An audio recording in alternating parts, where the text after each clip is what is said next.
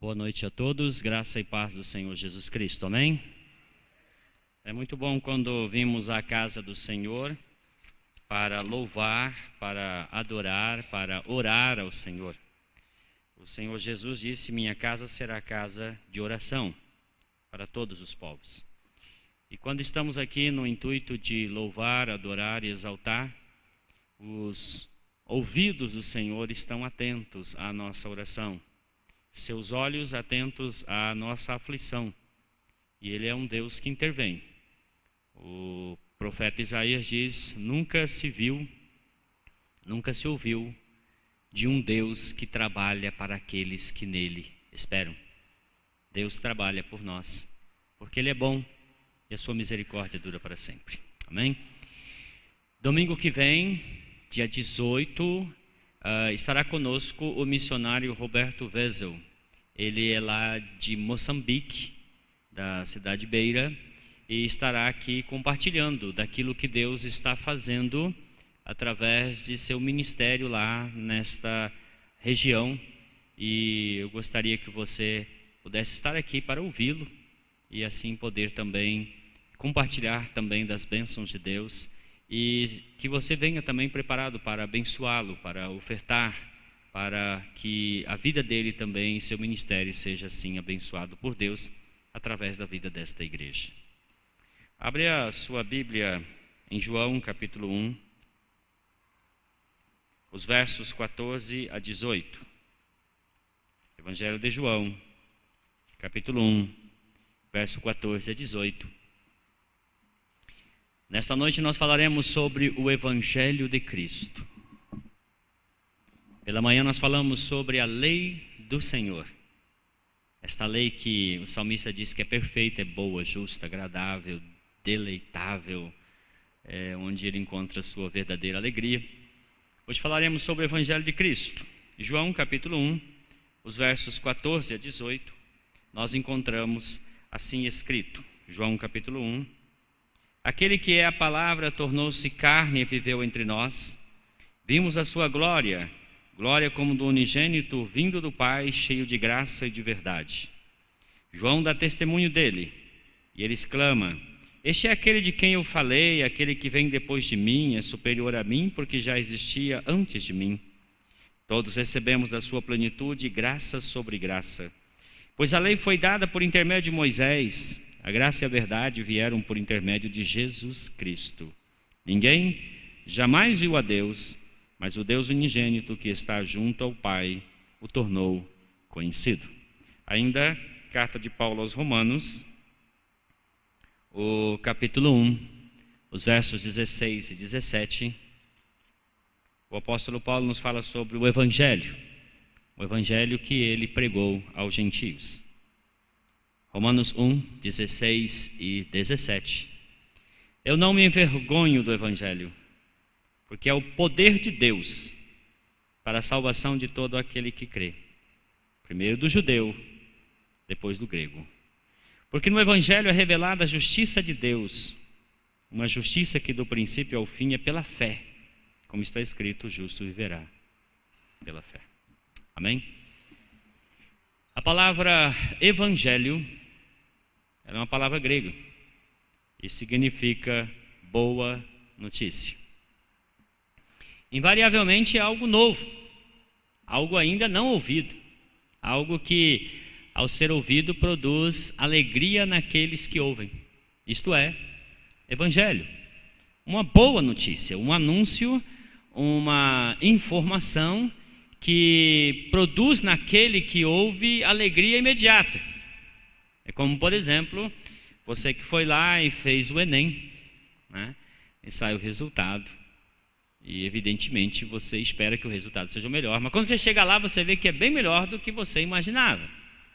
Você está numa atividade onde você está buscando alguma classificação e você se empenha, e quando você chega lá você descobre que realmente foi mais do que você imaginava. Isso é uma boa notícia e isso causa alegria em seu coração. O Evangelho é isso. E quando nós compreendemos que esta etimologia da palavra está definindo exatamente o que é o Evangelho, nós perguntamos: que boa notícia é essa? E por que esta boa notícia muitas vezes não é vista como boa notícia? Porque as pessoas, às vezes, ouvindo o Evangelho, perguntam, mas onde está a boa notícia? Será que nós estamos compreendendo o que é o Evangelho? Será que nós estamos entendendo e pregando verdadeiramente o Evangelho de Cristo, não as convenções, as ideias, os pensamentos, as filosofias, ou seja lá, outras coisas que não condizem com a mensagem do Evangelho? Essa é uma pergunta que precisamos fazer e respondê-la à luz daquilo que encontramos nas Escrituras. Para falar do Evangelho, eu quero caminhar em 3 momentos com vocês. No primeiro momento, eu quero falar sobre o assim chamado proto-evangelho, ou seja, as raízes, aqueles anúncios iniciais que deram origem, como se você pudesse pensar assim, que o Evangelho fosse um rio, como o rio Amazonas.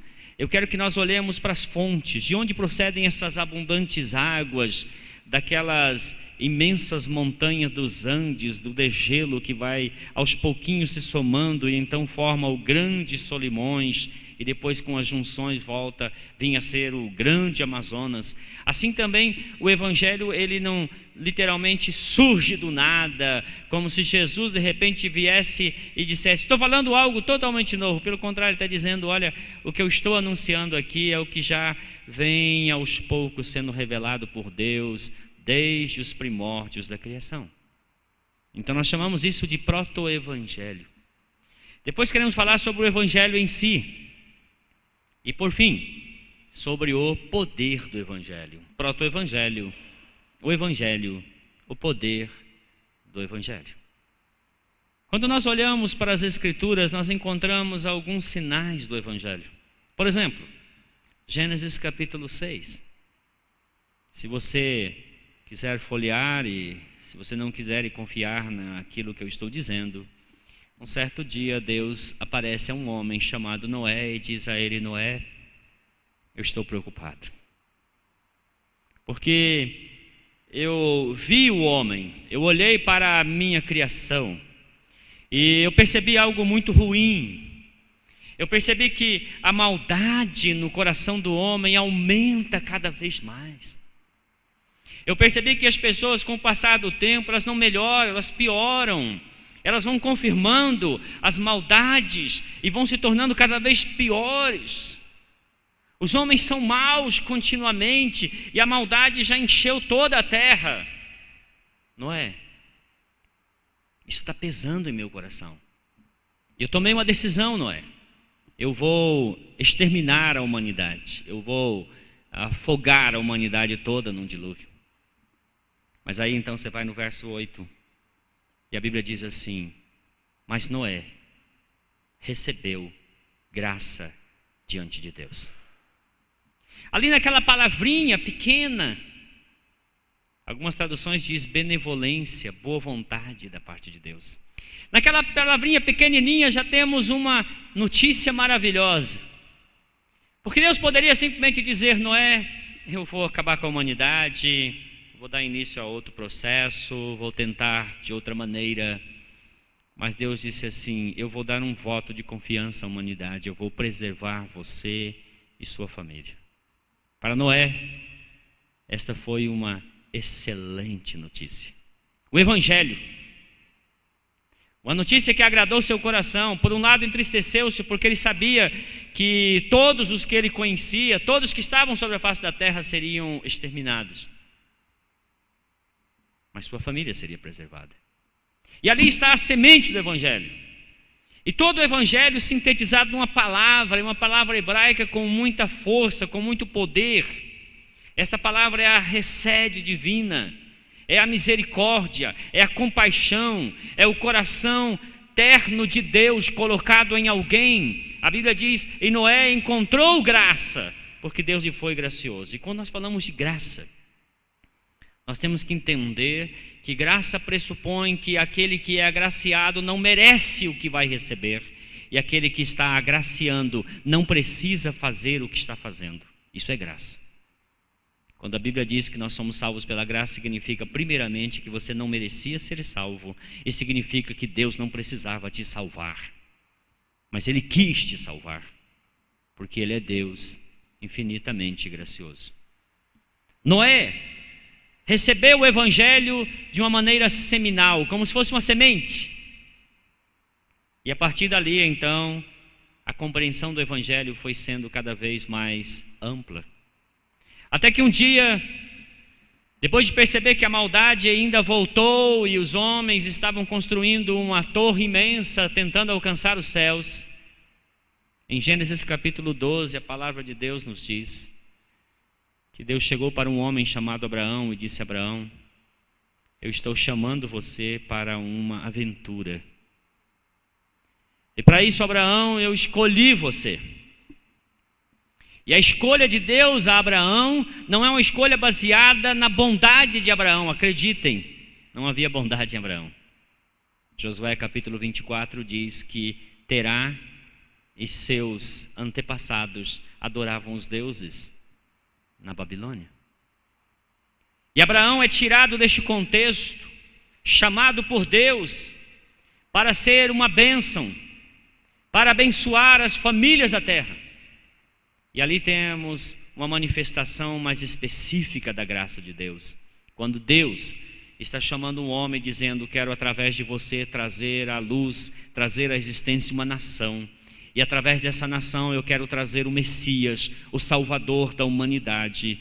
Mas para isso eu quero que você saia daqui, quero que você vá para uma terra que eu te mostrarei, lá te abençoarei e você será uma bênção para todas as famílias da terra. É o Evangelho sendo pré-anunciado na pessoa de Abraão. Em Gênesis 15, um certo dia desolado, Abraão procurou a Deus e disse: Deus, eu estou ficando velho, a minha mulher está ficando velha e nós não temos filhos. Eu tenho um servo chamado Eliezer, que eu comprei em Damasco, ele será o meu herdeiro. E aí Deus disse para ele: de modo algum, não, esse não é o meu plano, porque um filho nascido de Sara será seu herdeiro. E Abraão: mas como pode ser isso? E Deus disse: eu vou te responder. Pega uns animais, parte esses animais ao meio, oferece em sacrifício, não queime nada, só deixe os animais ali. Abraão obedeceu, ele pegou os animais, partiu ao meio, deixou ali exposto, na intenção de oferecê-los em sacrifício. Mas a Bíblia diz que um pesado sono caiu sobre Abraão. E Abraão adormeceu, trevas intensas sobre ele, as aves do céu querendo comer aqueles animais ali. Mas Abraão estava enxotando, ele se cansou e ele adormeceu profundamente. E ele viu em seu sonho que Deus, o próprio Deus, andava entre as partes. E Deus andava entre as partes e dizia para ele: Abraão, saiba que eu te darei um filho. E darei aos filhos desse filho esta terra que você está pisando. E saiba que eu cumprirei todas as minhas palavras. E a Bíblia diz que Abraão creu em Deus. Abraão acreditou na promessa de Deus para ele. E a Bíblia diz que isso lhe foi computado por justiça. Abraão foi justificado pela fé, se tornando então o pai de todos os que creem em Jesus Cristo. Assim, o Evangelho que havia sido anunciado a Noé também agora é anunciado a Abraão. Assim como Noé creu e porque creu fez uma arca, e na arca foi salvo a ele e sua família. Assim como Abraão ouviu a promessa de Deus, creu na promessa, na aliança de Deus, e então se tornou ali o primeiro crente. Assim o Evangelho foi anunciado a essas pessoas. Mas um certo dia, eu quero que você vá comigo em Isaías capítulo 61.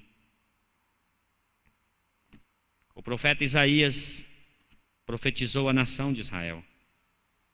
E ele disse a eles: o Espírito do Senhor está sobre mim.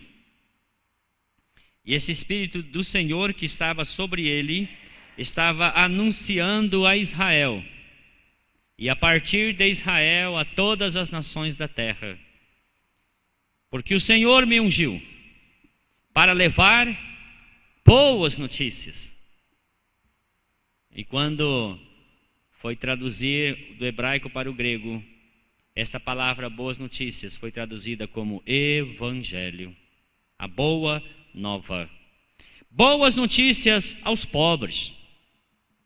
Enviou-me a cuidar dos que estão com o coração quebrantado, anunciar liberdade aos cativos, libertação das trevas aos prisioneiros, para proclamar o ano da bondade do Senhor e o dia da vingança do nosso Deus, para consolar todos que andam tristes e a dar a todos que choram em Sião uma bela coroa em vez de cinzas, óleo de alegria em vez de pranto, um manto de louvor em vez de espírito deprimido, e eles serão chamados carvalhos de justiça, plantio do Senhor, para manifestação da sua glória. O profeta Isaías anuncia o evangelho à nação, dizendo: olha, eu estou aqui ungido pelo Espírito de Deus para anunciar a vocês que o Senhor está com o seu coração aberto para ser recebido, para recebê-los, para que vocês possam voltar a ter intimidade, comunhão com Ele. E essas palavras ecoaram, e eles aguardavam, pois entenderam que Isaías não falava essas palavras por si. Isaías não estava falando dele, mas ele falava do Messias. Pois a palavra ungido é a palavra Messias.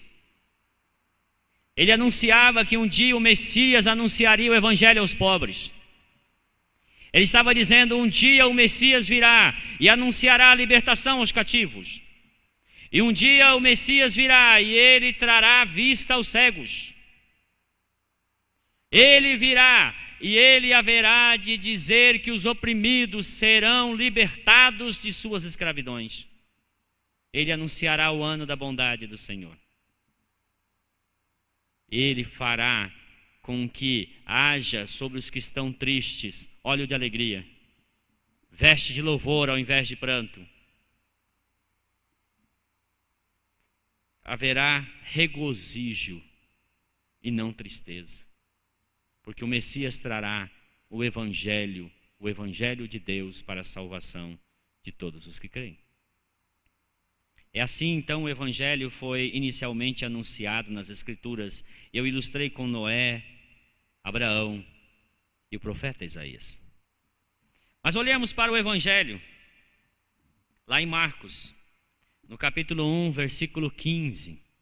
A Bíblia diz que Jesus Cristo saiu, anunciando o Evangelho, dizendo a todos eles: o reino de Deus é chegado, creiam no Evangelho. Marcos capítulo 1, versículo 15. O tempo é chegado, dizia ele, o reino de Deus está perto, arrependam-se e creiam nas boas novas. O rei, o Messias, veio anunciar a chegada do reino. E diz às pessoas: o rei está dizendo, é necessário que vocês se arrependam. Como foi necessário a Noé construir uma arca, é necessário que os ouvintes do Evangelho ofereçam uma resposta ao Evangelho.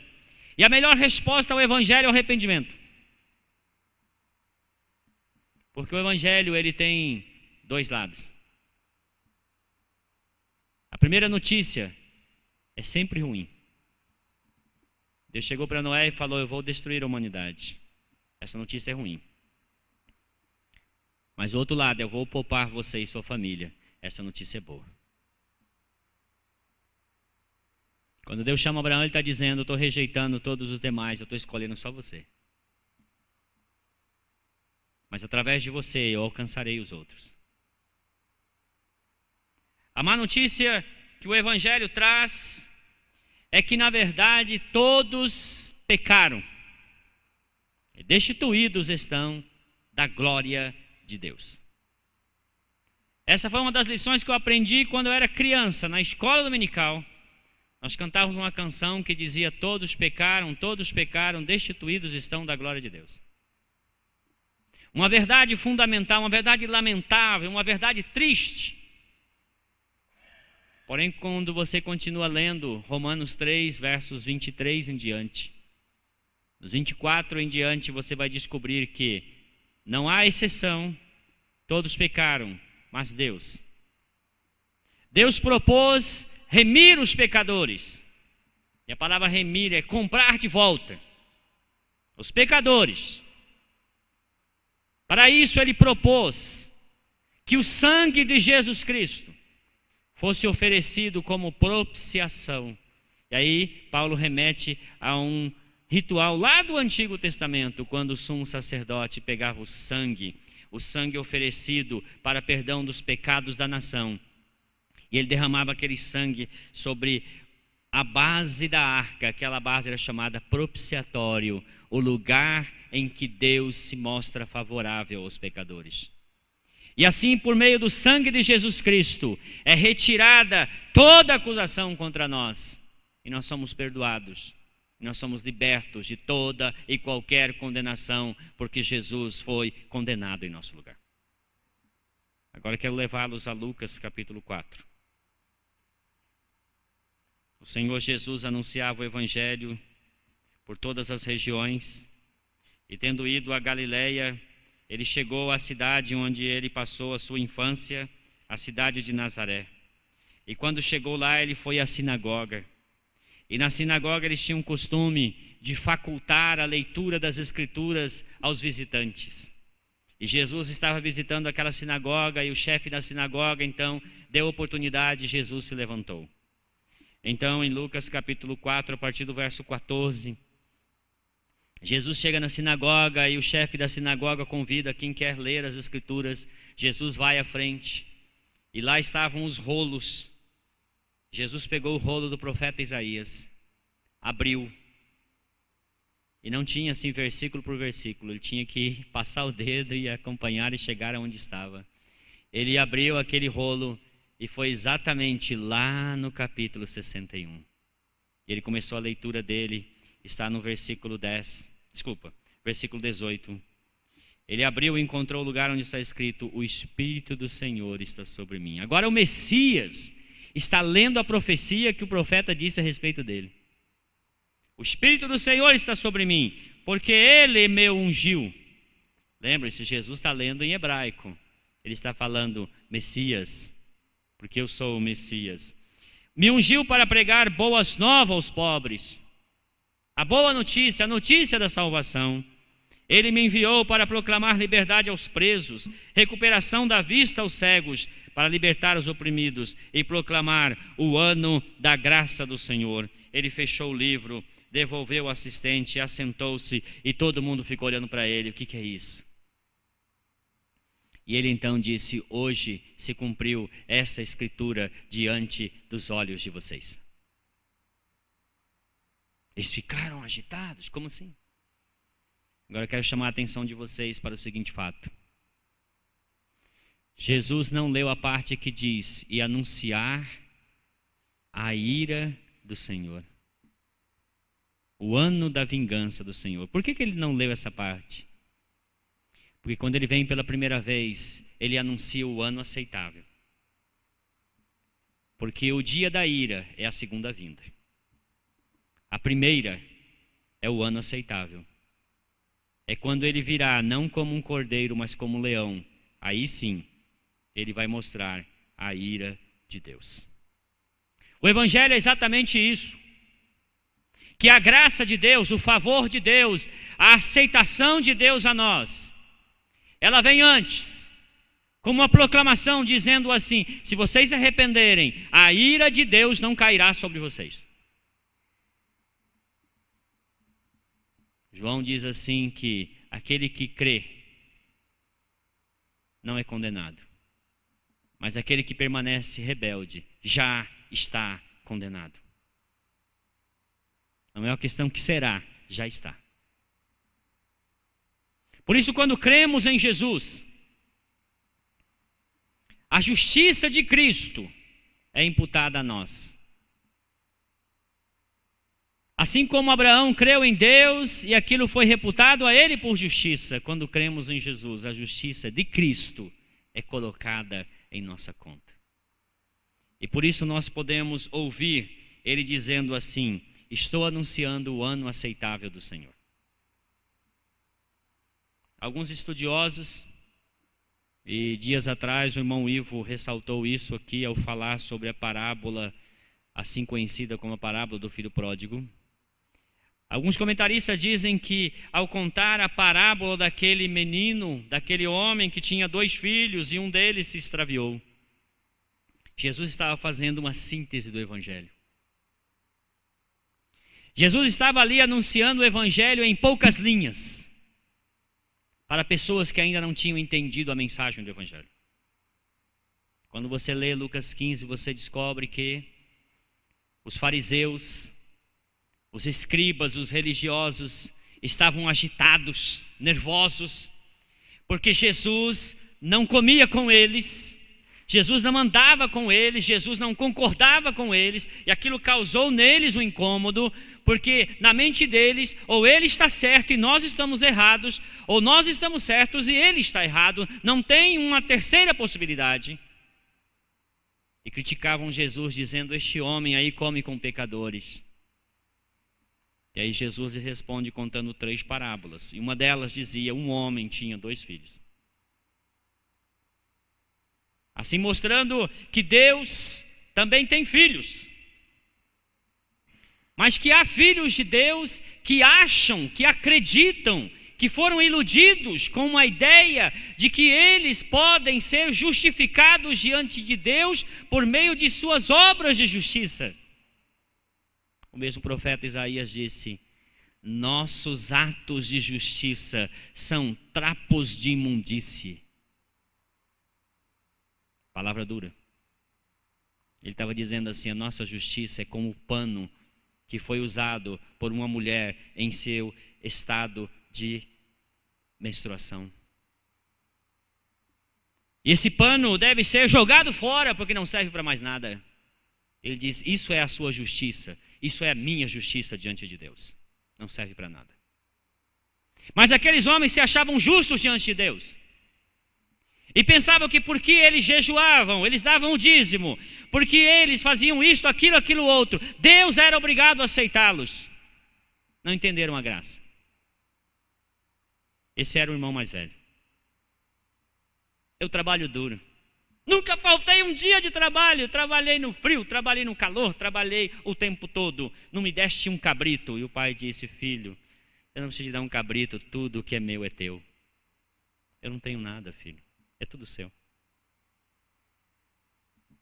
Mas o filho mais novo foi para a terra distante, abandonou o pai, pecou, desobedeceu, feriu o coração do pai. Só que o tempo todo, o pai estava de braços abertos. O tempo todo a casa do pai estava com a porta aberta. O evangelista contou uma história de que um filho, uma determinada feita, deixou a casa paterna como filho pródigo, brigado com o pai, tentou a vida e a vida foi dura com ele. Um certo dia ele mandou uma mensagem para o pai, dizendo: pai, posso voltar? Eu não quero que você responda esta mensagem. Eu vou chegar de trem, eu sei que você mora perto da estação. Quando eu estiver voltando, coloca um pequeno lenço naquele pé de manga, perto da estação, e eu saberei que você me aceita. Porque se eu não ver o lenço, eu vou continuar a minha viagem. O filho entrou no trem e foi em direção à casa do pai. Quando ele chegou, não tinha um lenço, tinha um lençol enorme.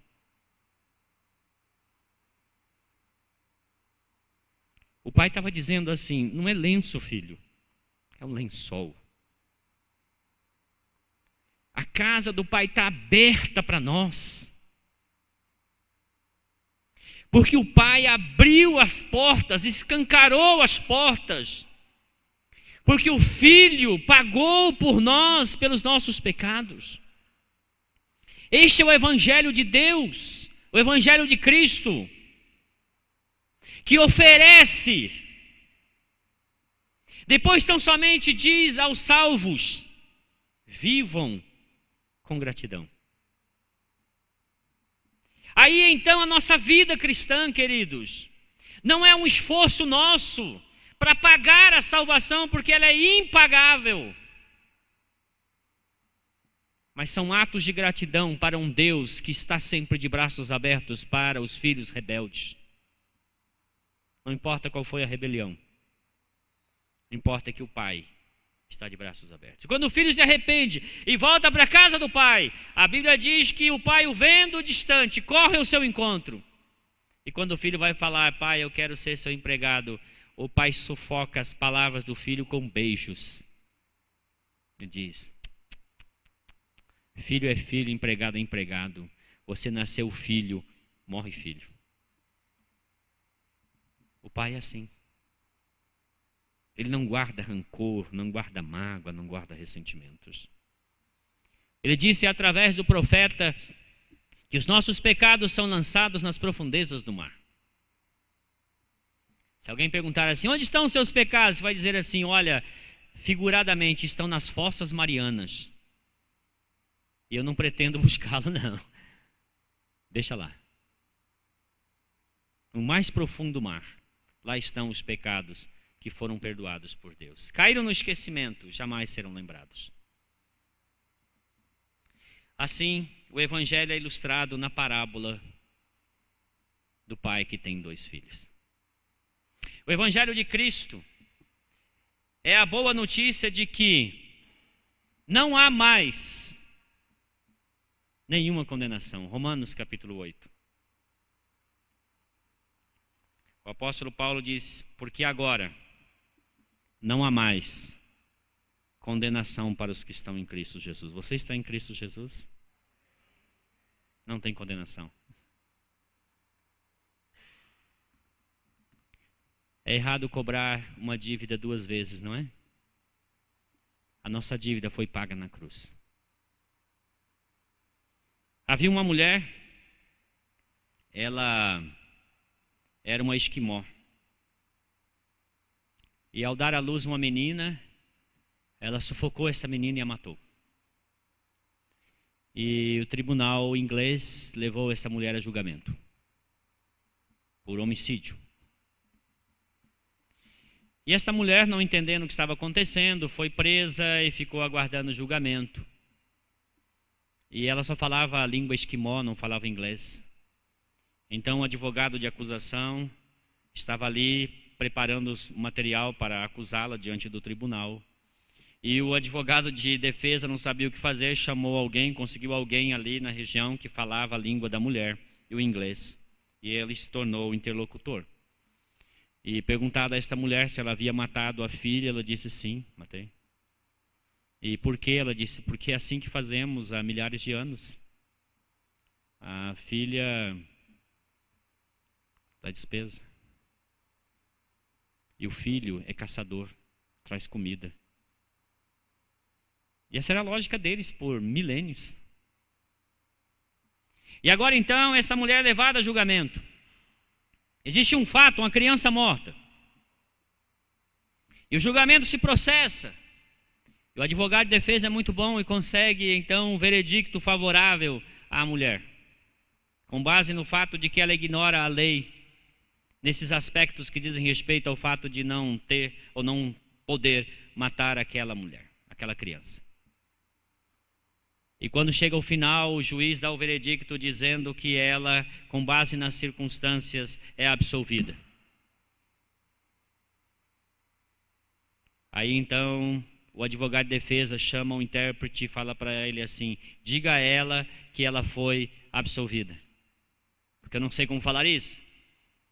O intérprete chegou diante daquela mulher, pegou nas 2 mãos dela, ergueu as mãos dela para os céus e disse umas palavras, e então aquela mulher sorriu. Ele soltou as mãos daquela mulher e ela saiu do tribunal. Aquela mulher permaneceu sisuda, fechada, todo o julgamento.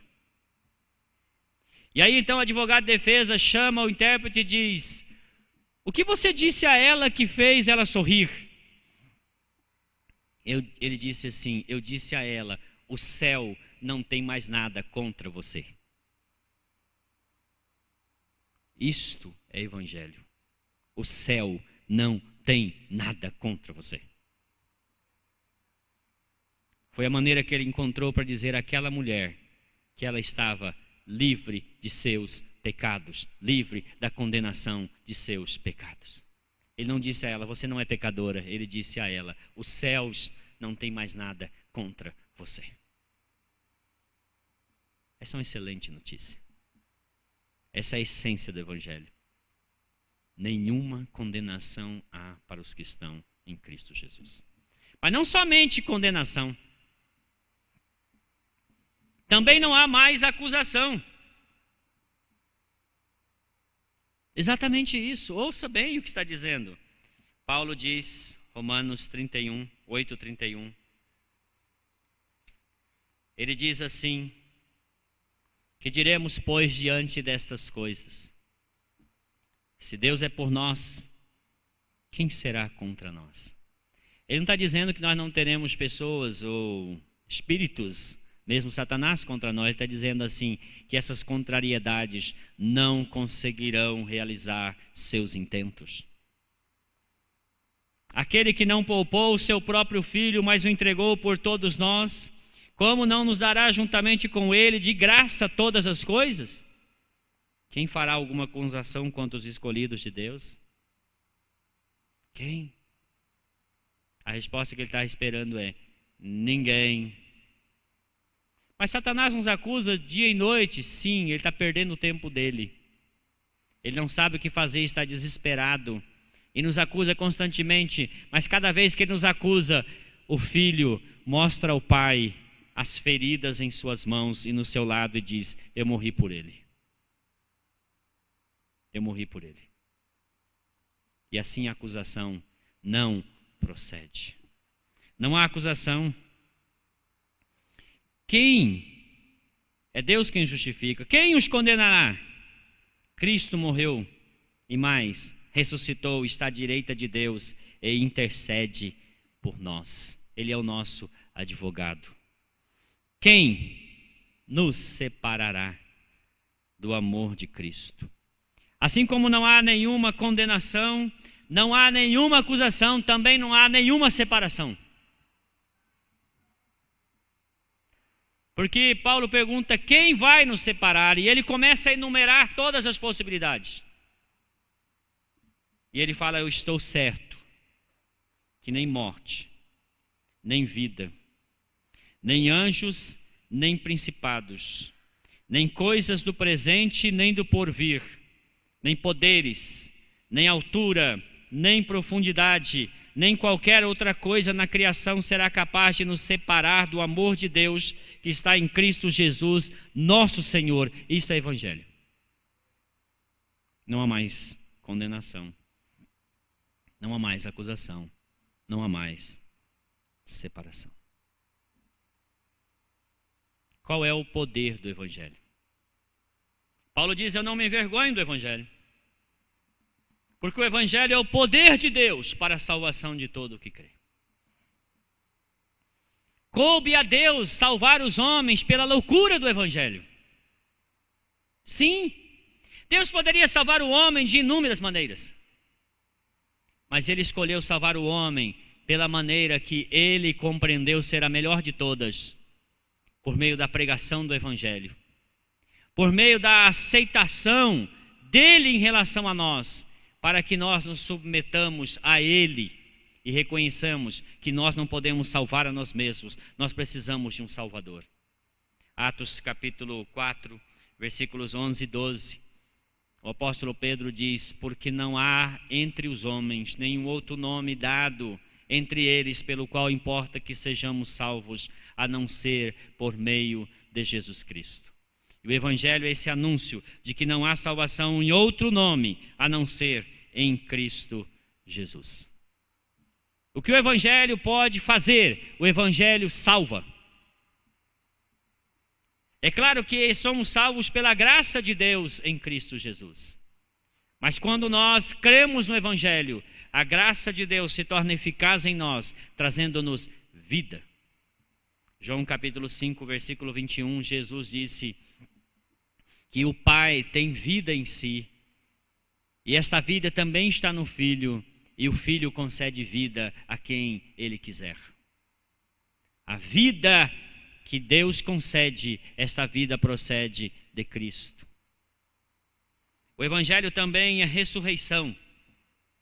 Ressurreição nos dois sentidos da palavra. Primeiramente, a ressurreição do Espírito. Paulo, escrevendo aos Efésios capítulo 2, diz que nós outrora estávamos debaixo da condenação do pecado. Mas Deus, que é rico em misericórdia, a mesma palavra usada lá em Gênesis 6:8, pelo seu grande amor com que nos amou, quando nós estávamos mortos em nossos delitos e pecados, Ele nos deu vida juntamente com Cristo, ressuscitando-nos dentre os mortos. Nosso espírito é ressuscitado. Quando cremos em Cristo, a morte de Cristo, o sepultamento de Cristo e a ressurreição de Cristo é a minha morte, é o meu sepultamento, é a minha ressurreição. Eu me torno nova criatura em Cristo Jesus, para a partir de então viver em novidade de vida. Assim, o Evangelho traz vida, o Evangelho traz ressurreição, e no último dia, nossos corpos serão ressuscitados pelo mesmo poder que ressuscitou a Jesus dentre os mortos. Romanos ainda capítulo 8, versos 28 a 30. Paulo diz que por meio do Evangelho nós somos justificados. Quando eu creio em Deus, lá no tribunal celestial, existe um carimbo naquela minha ficha corrida. Justificado. Não é inocente não, viu, irmãos? É justificado. Porque não somos inocentados, nós somos declarados culpados, mas justificados pela fé em Cristo Jesus. E tendo sido justificados, nós somos santificados, separados para Deus. E a partir de então o Espírito Santo vem. E Ele começa a agir em nosso coração e a transformar-nos de glória em glória na imagem de Cristo Jesus. Isso é santificação. Somos justificados gratuitamente, somos justificados sem que haja uma participação sequer nossa. Mas a santificação demanda obediência. Jesus disse: aquele que tem os meus mandamentos e os guarda, esse é o que me ama. A santificação é esse crescer em amor a Cristo, aos irmãos e ao próximo como a nós mesmos. Mas Paulo diz que além de justificados e santificados, nós também estamos sendo e seremos plenamente glorificados. Lembra o que Romanos 3:23 diz? Todos pecaram, destituídos estão da glória de Deus. Mas por meio da fé em Cristo Jesus, crendo no Evangelho, nós somos restaurados diante de Deus, para que a imagem da glória de Deus se veja em nós novamente. Deus nos glorifica, colocando-nos em Cristo, e nos glorificará plenamente quando Ele vier, com todo o seu poder e glória. Por fim, o Evangelho anuncia a nós vida eterna. A vida que recebemos de nossos pais é vida biológica. Mas a vida que recebemos de Deus é a vida que não se pode ser definida em palavras, porque é a vida do próprio Deus. Em João 3,16 é dito: porque Deus amou o mundo, que Ele enviou o seu Filho unigênito para que todo aquele que nele crê não pereça, mas tenha a vida eterna. Quando cremos em Jesus, não perecemos, porque recebemos imediatamente a vida eterna. E o mesmo João, eu quero que você vá comigo agora, na primeira carta que ele escreveu, no capítulo 5, já terminando esta carta, ele fala a respeito do testemunho de Deus. E a partir dos versos 9, 1 João 5, 9, ele diz assim: nós aceitamos o testemunho dos homens, mas o testemunho de Deus tem maior valor, pois o testemunho de Deus que ele dá, que é o testemunho que ele dá acerca do seu Filho. Quem crê no Filho de Deus tem em si mesmo esse testemunho. Quem não crê em Deus o faz mentiroso, porque não crê no testemunho que Deus dá acerca de seu Filho. E este é o testemunho: Deus nos deu a vida eterna, e esta vida está em seu Filho. Quem tem o Filho tem a vida, e quem não tem o Filho não tem a vida. E estas coisas eu lhes escrevi, para que vocês saibam que, tendo crido no nome do Filho de Deus, vocês têm a vida eterna. E o verso 20, ele diz: sabemos também que o Filho de Deus veio e nos deu entendimento para que conheçamos aquele que é o verdadeiro. E nós estamos naquele que é o verdadeiro, em seu Filho Jesus Cristo. Este é o verdadeiro Deus e a vida eterna. Quem tem Jesus tem vida eterna. Pois Jesus diz: a vida eterna é essa, que te conheçam, a ti, verdadeiro Deus, e a Cristo, aquele que foi enviado. Há uma canção antiga no cantor cristão, o hino 392, que diz assim: bem longe de Deus eu andava, um pobre perdido fui eu. Achava que fosse possível entrar minha alma no céu. Vaguei tão errante nas trevas, nem raio de luz vinha a mim. Tão triste e cansada minha alma não via perdão para mim. Mas estando em meio às trevas, bem claro uma voz eu ouvi, dizendo-me: sou poderoso para dar salvação hoje a ti. Parei, era a voz do meu mestre, falando palavras de amor. Clamei: sou um pobre perdido, ó, tem compaixão, Salvador. Então me entreguei a meu mestre, e feliz Jesus Cristo me fez. A todos eu vou proclamando, foi ele quem me satisfez. E quando, por graça de Cristo, o céu alcançar a final, louvores darei para sempre a quem me deu vida eternal. Feche seus olhos. Você crê no Evangelho? Ou você ainda está querendo salvar a si mesmo? Creia em Jesus. Crendo em Jesus, você recebe vida eterna. Você recebe salvação. Você que me ouve na internet, você crê no Evangelho? Já se arrependeu dos seus pecados? Já recebeu a Cristo como teu Salvador? Os braços do Pai estão abertos para você. Volta para a casa do Pai. O Pai te receberá com abraços e beijos. Não vai perguntar absolutamente nada. Simplesmente porque Ele te ama. Ele te perdoa.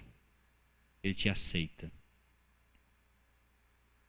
E Ele quer fazer de você alguém santo, como o filho dele.